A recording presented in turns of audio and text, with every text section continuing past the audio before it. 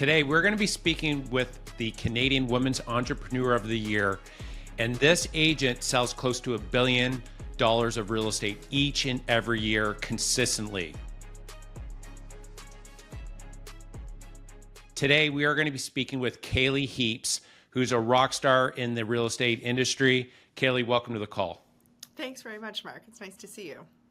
So Cailey, you are a mom of three, yet you are we'll call you a titan in the real estate industry. People see your name and are like, how on earth did Cailey Heaps get started? Can you share your story? I'm happy to. So I was raised in a very entrepreneurial family. My father grew up without really anything and built a life for himself. High school dropout, ended up working in the mines, decided that that wasn't his destiny in life, and went back and did a GED, got a scholarship to university, went on to go to a graduate program in urban planning at U of T, and that's where he met my mom. And so my mom was one of two women in the urban planning class. They fell in love, got married. Fast forward a few years, and they had three boys ahead of me, similar age gap as your boys, actually. And they raised us in Toronto, well, between Toronto and Vancouver. And my dad moved back to Toronto to open one of Canada's first microbreweries, Upper Canada. And at that time, my mom sort of said, listen, one of us needs to have a proper income. And she had always been a mom at the park who was brokering unofficial real estate deals. She would sit on the bench and sort of say, hey, Jane, you want to move? And Heather wants to move too. You two should have a conversation. And then she realized she could monetize it. So she got into real estate when I was 11. And I remember saying to her when I was in grade 9, Mom, you have the worst job in the world. You work at night. You work on the weekends. You have so many different bosses. It's not just one boss. I would never do what you do. And I think it was a pretty hurtful comment at the time because she was, contributing pretty heavily to our family's success. Anyway, I sort of followed my dad's path. I had a circuitous route to university, but I got there and I got a commerce degree with a major in marketing and a minor in psychology, both of which come in really handy in real estate, I'll just say. But I went on to work in advertising and events. And I just hit a point when I was in my 20s and I thought, you know what, I think I don't really love what I'm doing. So my mom said, come and work with me. You can come be an assistant for a year while you figure out what you want to do. I think I was paid like $28,000 or $30,000 my first year, but I liked it. And after a year, she said, you're actually really good. Go get your license and you and I can work together. And then from there, it grew very organically. So that was in 1999, 2000. Okay. And our growth was always sort of built on what our clients' needs were. And if we couldn't meet them, then we had to grow. So if you fast forward from there to 2010, in 2010, we were a team of 5. It was my mom and I and 2 agents and 1 assistant. And we're now a team of over 50. And our growth has been about 2,100%. And I think, Mark, people always say, oh, you're so lucky you inherited this business from your mom. Just to be really clear, when I joined her, the business, yes, she was a superstar. I was very lucky to have her as a mentor and a business leader and, of course, as a mother. But what we've built is very different than what it was. Yeah, it's funny. I hear that sometimes with us. It's like, oh, you work with your family, right? Oh, your family business. But I have 3 of my brothers that work with me, but we're a large team as well, and that's like a small percentage. But I can resonate where you're coming from. It's like, oh, it was just handed to you. It's like there's a grind at the beginning. So when you started, Cailey, so you started as a licensed assistant for a year. And so tell me how that, actually. Sorry, unlicensed. Oh, cool. Okay. So you were right. Okay. So you in grade 9 said to your mom, you have the worst job ever. How did you go, was there a moment when you said to your mom, you actually had a pretty cool job there? Was there that moment, when you were just about to get in? Because your mom was probably like, oh, Cailey's never going to get into the business. And then, you were going through, you were in, marketing and whatnot. And then that transition, was there a mental shift that you said, yes, you know what, I can see myself doing that? Or was it just let me test it out to see if it's really a challenge or not? Yeah, and I don't know if it happened in, like, I don't know that I was aware of it as it was happening. When I reflect back on it, I was working in an industry. So advertising was a fun gig, you know, it's a fun business to be in. The people are great, they're artistic and creative. But one thing that's lacking in that industry, there's not a ton of loyalty. People jump around from shop to shop to shop. And I found that really hard. Like, to my core, one of my values is loyalty. So I found that was difficult.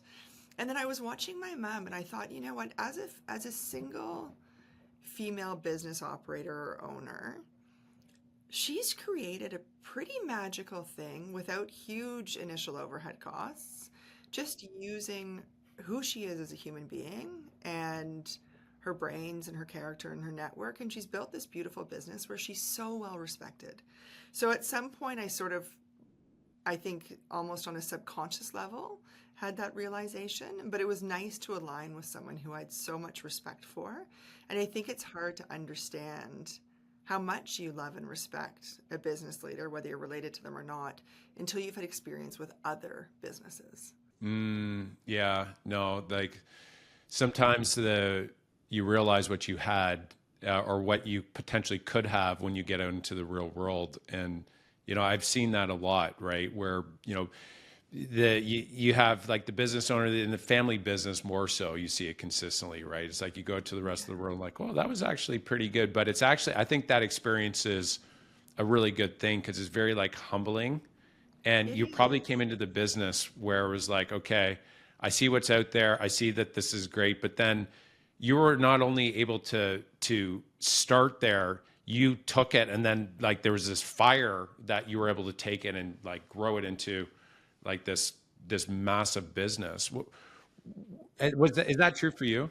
Yeah. It is, and I think that's like a Yeah. really big learning in my business. So there's two sort of takeaways. So my parents, because of their path in life and having to create their own success, they've raised a family of entrepreneurs. And my dad's philosophy when he was running his business is any of my kids can work for me, but they're going to work the worst job in the building because there's no way that they're going to be seen as being favored. If they progress in role based on their skill, that's great, but they're not starting there.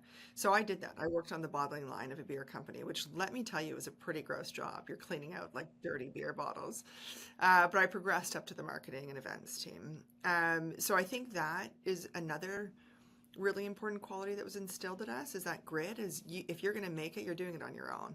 We'll give you Mm, the education, we'll give you the moral support, but we are not giving you handouts. mm, And then when I look at my mom's influence and my joining her business, I'm not smarter or better than my mom. I just had a different energy and a different experience.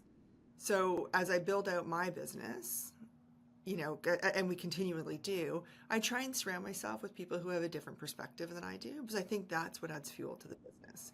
Hiring another me is not helpful. I need someone who has a different view and a different background so they can add value.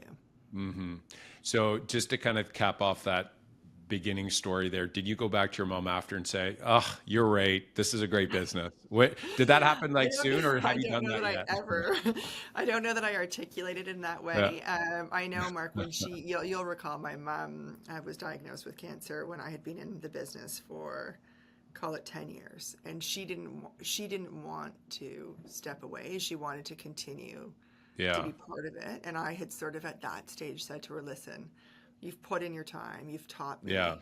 It's been a gift. So you focus on your health. You'll continue to make the So same amount good. of money. I'll make sure of that.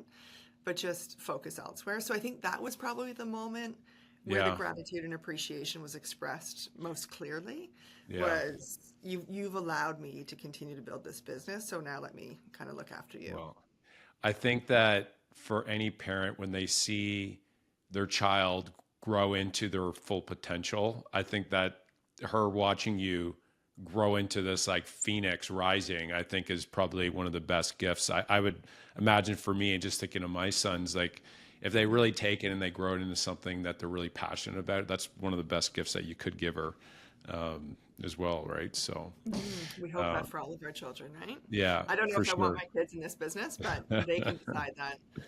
Well, if they take it and blow it up as big as you've done, that's probably something worth cheering for if they're passionate about For it, right? sure. And I If it think makes them happy. Yeah, for sure. So let's go back to the very beginning again, where, okay, so you're in the business now, you're unlicensed, you've become licensed. How did you go about generating business? Was it just something that, like, but did business just, come, or like, what was your approach in order to generate new business coming in? Yeah, so I mean, that's a very fair question. Is my mom had built a great reputation. Her personal brand, just her name, was added credibility to who I was as I was entering an industry, and that can't be underscored. It's sort of the similarity now would be when someone joins a team and they inherently have credibility by joining a team. I had, a mentor and mother whose name meant something. So that made it easier to convert business, but you still have to work, right? So I always did open houses and I would convert several people at every open house. And I look back on it now because I don't really do open houses anymore. And I think, okay, so what was the magic in those conversions? And I think it's just being really authentic. Don't try and be someone that you're not. Um, as I say to people, anyone who will listen to me, which I don't know who that is, but anyone who will listen, is if you really just care about the outcome and not about the outcome to you, but the outcome to the client, that will also build business because your clients feel that and they want to see you win. They're going to spread their name to everyone and anyone they can if you feel like they were properly represented. So I'd say repeat and referrals was a big source. Open houses was a big source. And that was at a time in the market where we weren't really doing any digital marketing, but we were doing print. Okay, so open house when you start. Now, when you have a new agent that comes on your team, so of course, coming on part of the team is like being able to provide some business. But if you were to give like three different pieces of advice for whether it's a new agent coming on your team or maybe an agent that's listening and they're just starting, or maybe they're in the business and they want to take it to the next level, what are like your three go-to that you say, if you can really do these three things really well, you're gonna like just kill it in real estate if you could focus on that? Yeah, I mean, I think I would divide that two ways. One is like the why, figure out your why, picture your end so that you can figure out your beginning. Yes. And then be authentic, be true to yourself, because anyone who's working outside of their authentic self, it's going to be very uncomfortable for everyone, not just them. And then I think if you think about actions, what actions would I do every day? I would, and anyone who knows me knows, like, I really dislike speaking on the phone. I'm much more a face-to-face person than I am a phone person. Of course, we have to do it. That's our job. But figure out how to connect. If you're building a business, connect with 10 to 20 people every single day, whether that's a phone call, a text message, a meeting. Somehow just let people know that you're there. And it doesn't have to be, I want to sell you something. It can be, on my way to work today, I thought of you because I drove by the park where we were playing hockey last summer or last winter. Just, let people know you're thinking about them, because I don't know about you, Mark, but I'm sure in the course of your day, you think about people and you wonder how they are, so why not express that? Everyone loves to be thought of. So yes, connect with people would be one thing I would say. Absolutely put the work in. I have been successful because I work harder than most people in this business. I'm not a genius. Well, maybe. I mean, maybe I am. I don't know. I've never been tested. I should go get tested. But I really believe you put the work in. If you work harder than other people, you're going to get greater results than other people. It's Yeah. that simple. Or Yeah. at least I think it's that simple. Yeah. I totally Um, agree. and then mindset. You have to have a mindset. Someone said to me not that long ago, a few weeks ago, she said, how do you deal with problems all day, every day, and you don't show any stress? And I thought, if you can think about problems as being difficult, or you can think about problems as an opportunity for growth and learning and Mm, helping other people navigate their days, it actually becomes a really fun challenge. yeah. Like, these problems are making me a better person every single day of my life, and I get paid to solve them. What a gift that is. So I think mindset is really, really important.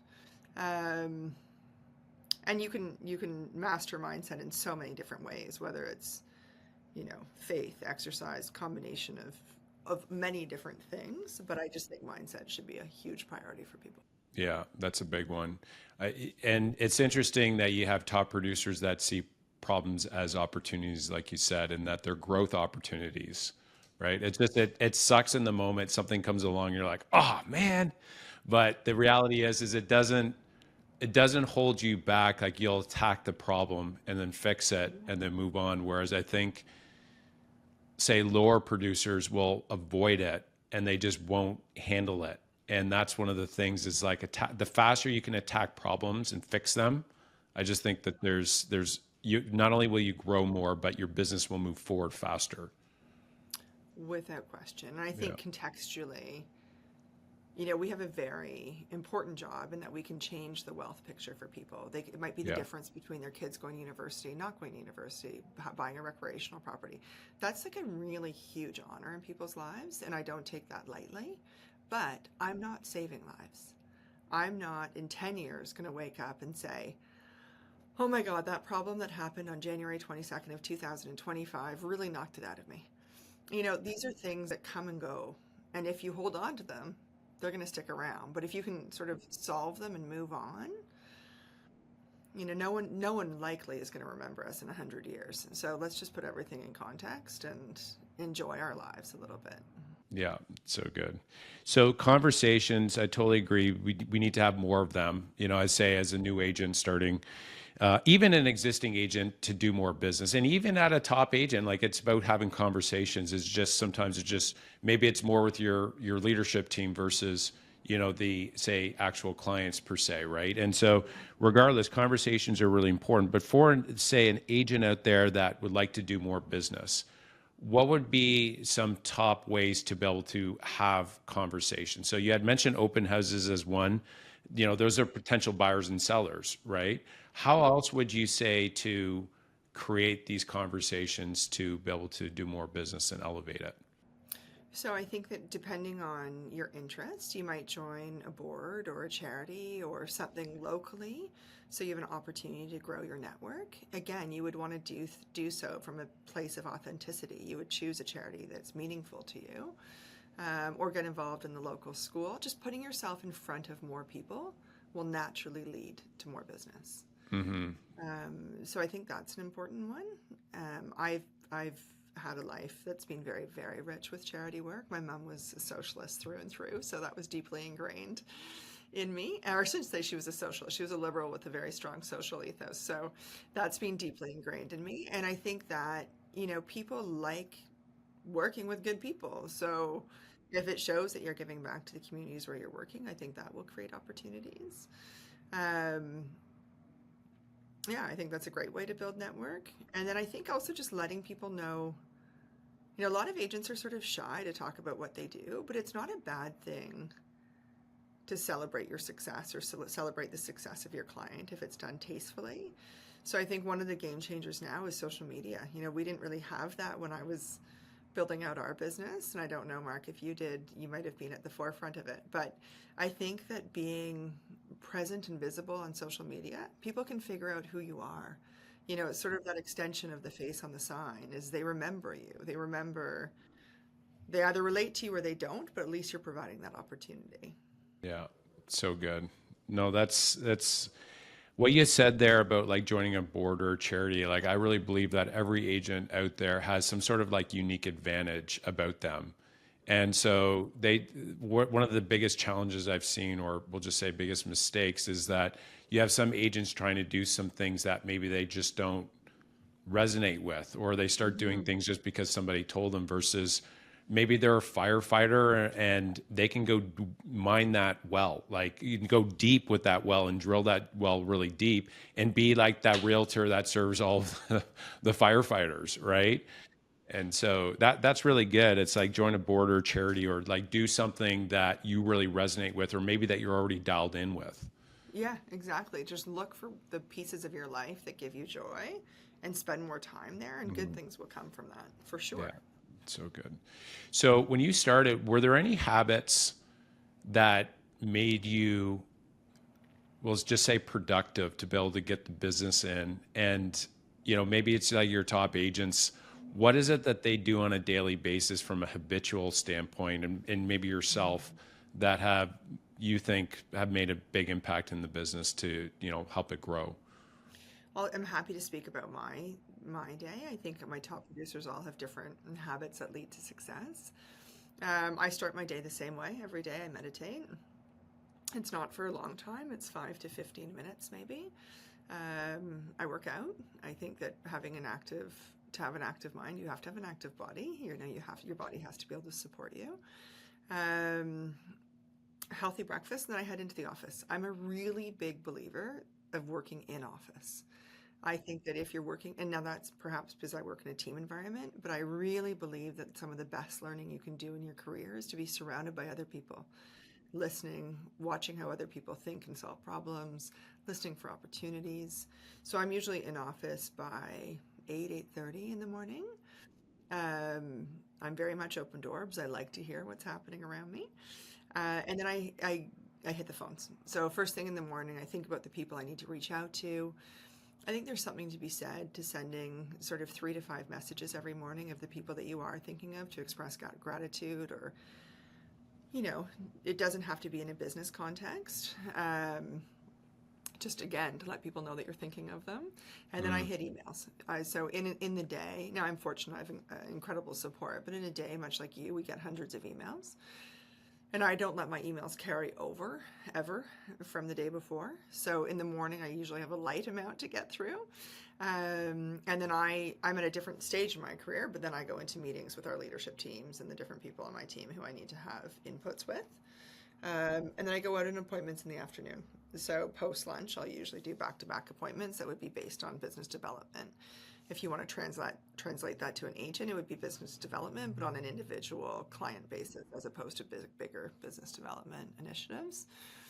And then I wouldn't underestimate the power of being social. So I entertain or go out 4 to 5 times a week.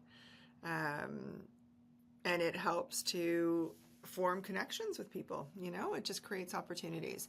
It doesn't mean that I'm sitting at a bar drinking with them. I could be playing tennis with one. I could be going to the gym with another. I could be going to dinner with one or going to a gala.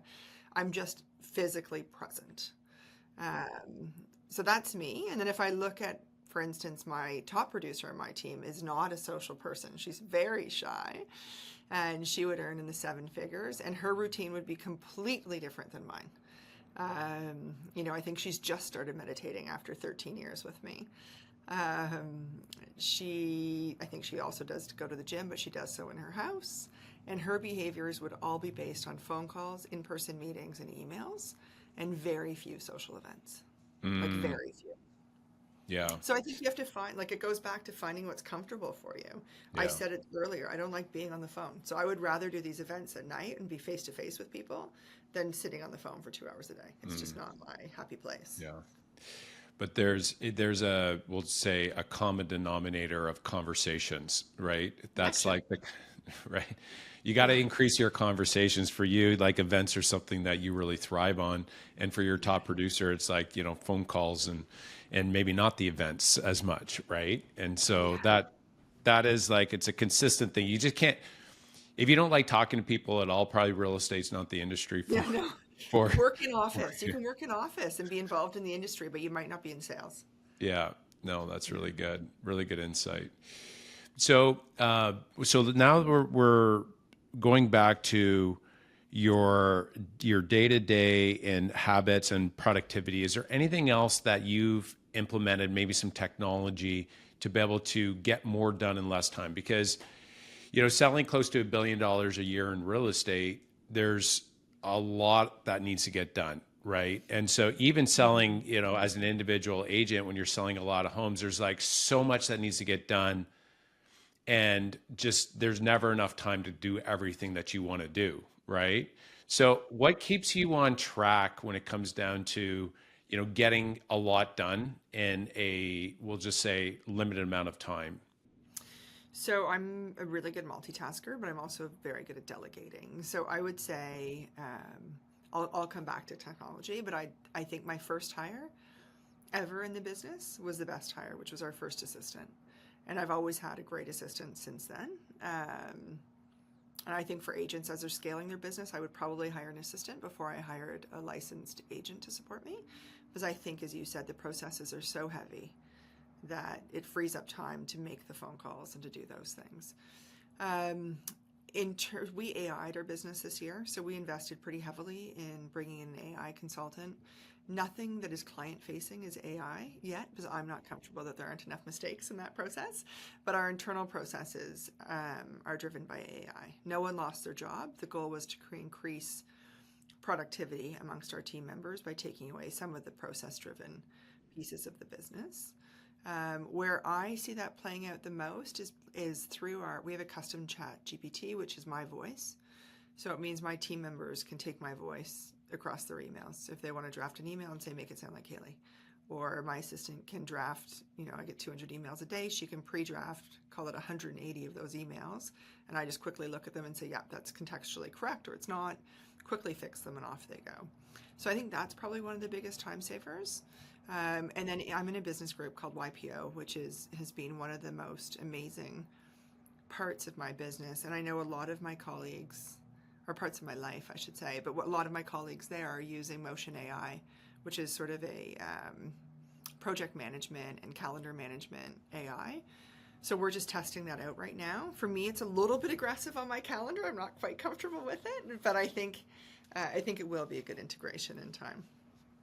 Yeah, that's really powerful. And AI is like the internet coming, right? Like when the internet came, it was like, how is this going to change things? And you had no idea. Like looking back on it and looking what the internet is now, you would have no idea that it changed the world essentially, right? And so, what are your thoughts with? Yeah, go ahead. No, I was just going to say, I remember going on, my mom was always big on adventure. So she would book these trips. We went to Costa Rica in 1994, which was way before tourism. There was no internet to research anything, and there was no Google Maps. And we explored all of Costa Rica by car. There's 4 kids. It was just crazy. Anyway, I think about it now, how easy everything is, relatively speaking. And I worry a little bit. I mean, I do think it makes life easier, without question. But I wonder with with AI becoming so prominent in our lives, will it change the way we think? Will it teach the future generations to think less and problem solve less? Because I think that's my biggest concern is, I once spent time with someone who was a very successful business person in New York. And his belief was that everyone should have an undergrad in philosophy because it teaches you how to think. And then you do a graduate degree in whatever interests you. And I think that notion of being able to think is so important. And I think that as we rely on technology, we're sort of breeding laziness to a degree, laziness in terms of thought and problem solving. So I hope that there's a way, I don't know what it is, I don't know what the solution is, but I hope it doesn't change the strength of human intellect in a negative way. I mean, hopefully it's just for positive. Yeah, for sure. My read is that it's going to actually, the deep thinkers are going to get further leverage, and the ones that are more just surface, just kind of, and like social media is perfect from an attention standpoint. So, you wake up in the morning, instead of focusing on your goals, you spread it across multiple social media channels, right? And it's like you're spreading your attention all around instead of going like deep on one.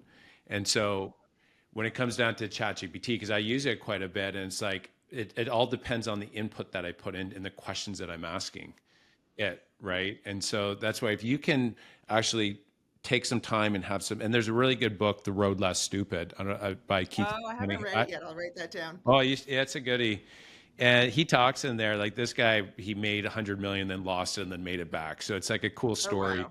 But the fact is, he talks about like sitting down a few times a week and actually sitting with really good questions and just thinking about it. And so the reality is that we operate on a day-to-day basis based on sometimes just going into like autopilot, and we don't slow down. And so going back to AI, it's like if you can spend some time really thinking about the input that you put into it, and you can get really good at that, I think that it's only going to leverage you further and help you do better moving forward. Yeah, it's that sort of 20-80-20, right? Like I think if you put 20% of your effort into structuring the question, allow ChatGPT to do 80% of it, and then 20-60-20, let ChatGPT do 60% of it, and then you put in the final 20 to refine it to your voice and your thinking. then you end up with a superior outcome. But I worry, yeah, I do worry a little bit about laziness, but I think you're right. If someone's inclined to be a thinker, it will further their success. Yeah. Well, yeah. And I think the intentionality is really important because social Yeah. media is just so, it's so sexy, right? You wake up and it's like, oh, we want to get that dopamine hit. It's like, who messaged Yeah, me? Right. And it's like, so it's for so me, true. I don't know about you, Kaylee, but when I wake up, my phone, I will not even open it up like for until I'm ready to go, like later in the morning. I got to get my morning routine in and my deep work time in, and then it's not till like 8:30 will I even look at it. Which is so But good. because I mean that's where it's, and I've had this before where you start going in, you check emails and then text, and then you check this platform and that platform, and then you start responding. You're like, what just happened to my day? I The know. whole I just burnt 90 yeah. minutes. Gone. It's like, what happened? I forget Yeah. what happened. Right? Yeah. And Mark, do you picture your hours in terms of dollars? Yes, not all the time, but yes, that because when I talk with their staff, sometimes it's like, okay, what did we accomplish over that time frame? And when you start looking at how many people are on like in a meeting, it's not only you, it's like multiple people, and it's like so you got to be very intentional. But 100%, that is something where if I'm not focusing on the main priorities, it's got to be very quick because it's yeah, an hour is very, very expensive in our time, right? So 100%. Yeah, I think about it constantly. And I think, okay, if you just wasted 15 minutes of my time having a conversation with someone, that cost to me was X amount of dollars. I know exactly what my hourly cost is.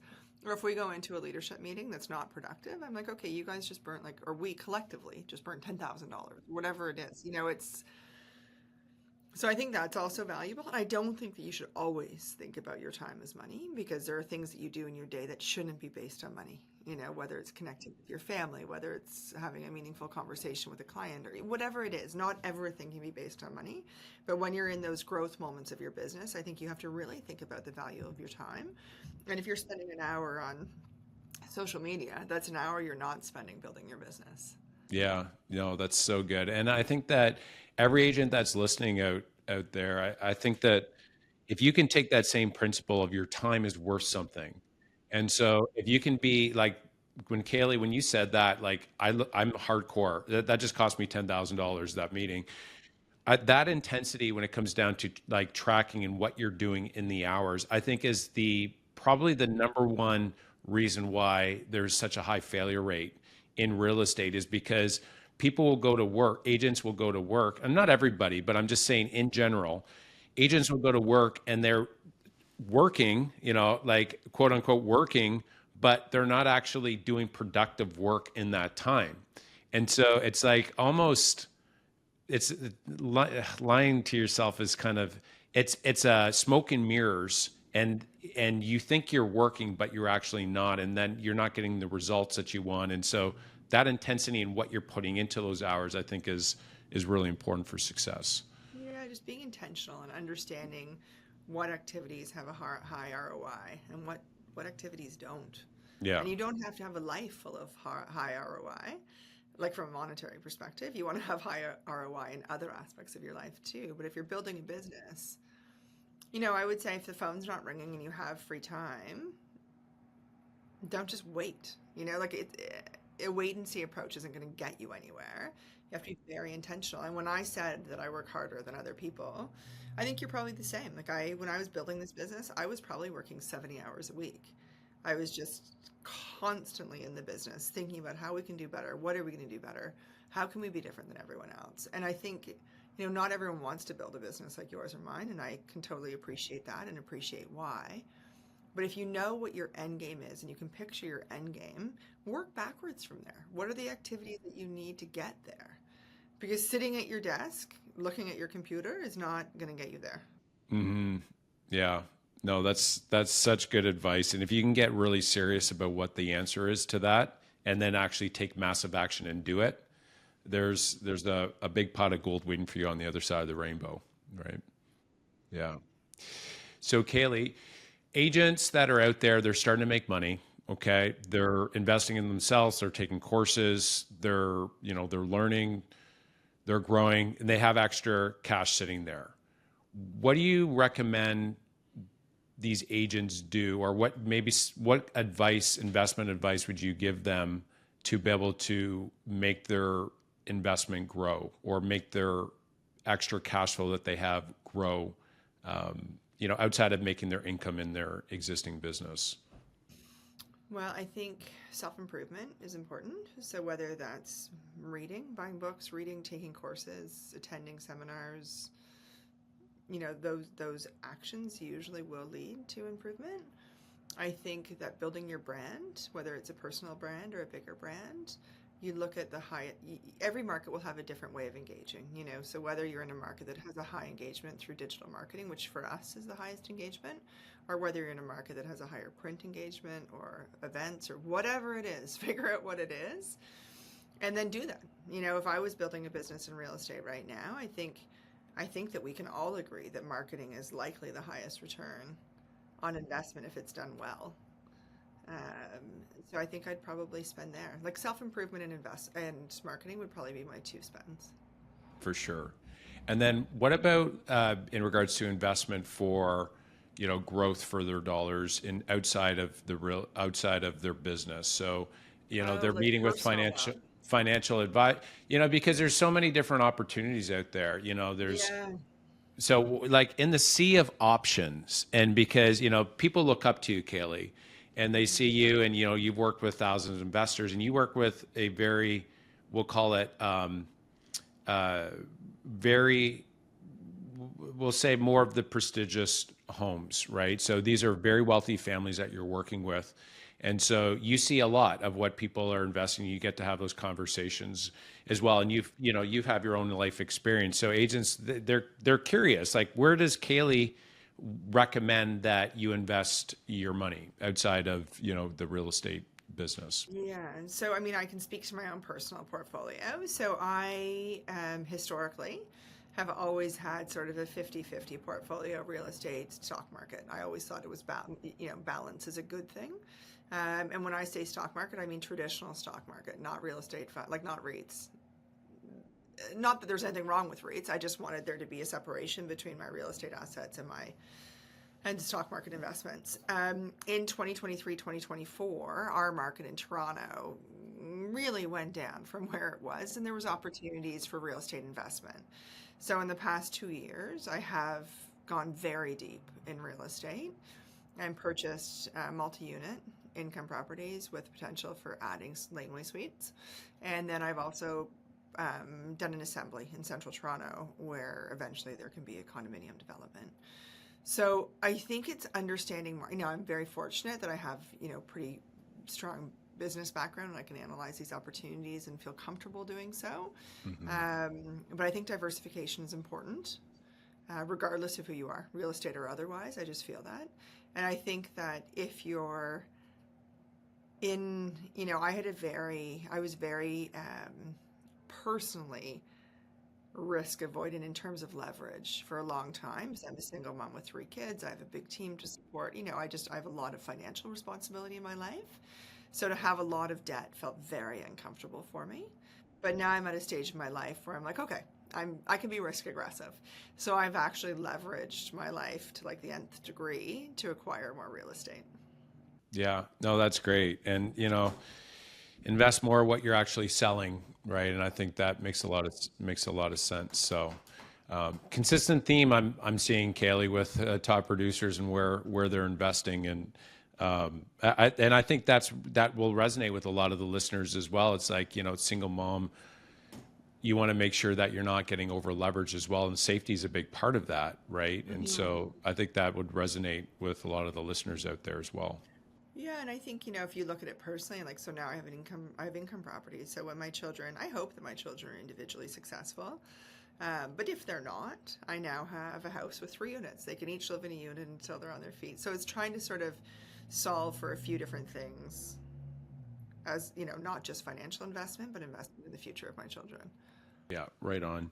So before we get in the rapid fire here, you're really big on the customer service side of this, and providing a better experience. What we'll say, what advice would you have to really take it to the next level when it comes down to the customer service and improving the client experience? So this is going to sound funny, but when you're first meeting with a client, be it a buyer or a seller, I always liken it to dating. You know, you don't want to come on too strong and feel desperate, but you don't want to be so Hmm. disinterested that they're like, who is that chick? Yeah. So I think it's a combination of showing genuine interest and a Mm. desire to be there and be present without feeling super desperate. So I think that's sort of like the pitch mentality that I go for. And then when you're in the business, you know, if you think about a retail experience and you go in to call it, I don't know, Holt Renfrew as an example, I just thought of one that's sort of nearby. If the salesperson follows you around, chirping you at you the whole time, you're likely going to want to exit so quickly. But Hmm. if the person introduces themselves, says they're there to service you, and then is actually there when you need them to, you leave feeling, okay, they cared about me. They wanted me to leave that building feeling good. So I think that, I mean, that's right. When I dropped my son off, my son lives in Hawaii, as I mentioned, and I dropped him off to boarding school. And his personality was one of wanting to win every conversation.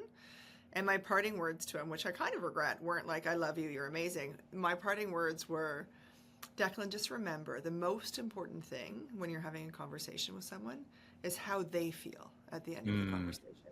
Because perception is reality. So I think if you can always try and, like, if you liken it to the client service journey, is if you can always try and make that person leave the experience, whether it's a conversation, person, whatever, feeling like they were heard and seen, you've won. Yeah, that's so great. Such great wisdom there. And, relates very deeply to the book, How to Win Friends and Influence People, right? And those principles there. But how you said it there, though, really resonates. And, I think a lot of agents will leave a conversation and they're like, maybe they didn't get the result they wanted. And it's more so that they didn't get me. They didn't understand. But Mm, ultimately, it's exactly what you said. It's what do they think happen, yeah, right? And yeah, that's the only thing that matters, not what you think, right? And so yeah. seeing it from their point of view is we'll just say is a very advanced yet simple technique that if you can do on an ongoing basis is very rare, right? Yeah, and so many people listen for the sake of answering, which is absolutely not how you should Right. listen. You should listen Yeah. just to Yeah. listen. It'll Yeah. come to you, you know? Yeah. And I think if you can figure out what the pain point is for someone, like what are we solving for, Mm. and actually try and solve it, Yeah. you're going to win. You're going to be ahead. Is there anything that you guys do as a team that would you say is like above and beyond service that you have and like as a consistent thing that you guys do as you service your clients? So, I mean, I think you and I would all agree, and anyone who's successful in real estate, that communication is literally the definition of service. People want to be communicated with. We sort of took it to the next level and we opened an experiential location in the heart of Toronto. And so it is the lifestyle extension of our brand. It's called The Lobby. And it is our living and breathing Heaps Estrin. If you want to experience Heaps Estrin without committing to a sale, you walk in. It's a retail experience. It's all things retail that we love for home. It's also an art gallery and it's an event space. So we host educational talks, we host art openings, we host Mm. community events, and then we also have a concierge that's based there. So even if you're not a Heaps Estrin client, but you want to walk in and you want to find out who to hire to paint my house, who to hire to hang art, who's the best caterer in Toronto, we will solve for anything that's related to home and lifestyle for our clients. So, as an example, this evening we have an art opening there. There'll be 50 or 60 people from the community. And it's just an opportunity to meet an artist, to get together as a community, have wine and cheese. So, I think that's probably our biggest, I don't want to say flex, but our biggest touch point is that Hmm. once you're with us, once you're a Heaps Estrin insider, you're part of our world. You're part of our family. Yeah. Part of your community. Very smart. Yeah. Yeah. All right. Well, this has been great talk, Cailey, and I feel like we just kind of scratched the surface of where we could go with the conversation. But we have three questions here for you, and then we'll wrap it up. You ready for the first one? I am ready. All right. Favorite book? Depends on the day. So today I'll Yeah. say, because I just finished reading it, Seven Habits of Highly Effective People. And I enjoyed it. It's simple. You can break it down, quick read, but some really good takeaways. And then the other one that I just read, which would be more like a non-business read, was Many Lives, Many Masters. Okay. And I think it informs personal experience and human interaction in a really insightful way. Okay, great. And then 3 words that best describe you. I mean, I should throw that back to you because you know me. I would say authentic. Yeah. I like to have fun. And I'm really down to earth. Like I know in other people's view, I often am told, you're so successful or whatever. I don't view myself that way. I'm just another person who's been very fortunate in my business life. And so down to earth, humble, whatever you want to call it. Yeah, no, that authentic, and then we have fun, and then down to earth. Yeah, no, I agree with all those. I know we've hung out at a lot of different events through the years, right? And so 100%. And then last question, what advice would you give a new agent that's starting off, or, perhaps, well, we'll leave it at that. What advice would you give a new agent starting off to help them be successful? Figure out the end goal, work backwards from there, work hard. I also really, really believe that in our industry, one of the biggest downfalls is people get caught in this scarcity mindset where they feel like there's not enough business for everyone. There is. Just be really good at what you do. Don't speak poorly about other people. Negative behaviors will bring negativity into your life. I would say keep the blinders on and focus forward, just positive forward momentum. Well, there you have it. Wise words from Cailey Heaps, a legend in the business. Cailey, thanks so much for coming on the show. Now, for the listeners that are, either watching or listening in, how can they reach out to you if they want to send you a referral? Maybe you could share the serving areas that you service, and then, how they can get a hold of you. Absolutely. So we service Toronto, like the Greater Toronto area, mostly Central Toronto, but we also do East and West End. Our Instagram is at Heaps Estrin, and I still watch it, even though we have a great team. My personal Instagram is at Cailey Heaps, and then our office number, I don't know, is it can I use a phone number in 2025? Do people? Yeah, you got. Go ahead. Go ahead. Say it. It's 416-424-4910. Perfect. Cailey, thanks so much for coming on the show. Really appreciate you. Thanks for having me, Mark. Wishing you the best. Yeah, you too. All right, guys. Well, thanks for listening to the show. If you liked it, go ahead and subscribe and share the channel with other real estate agents. I love you guys, and keep on going full out.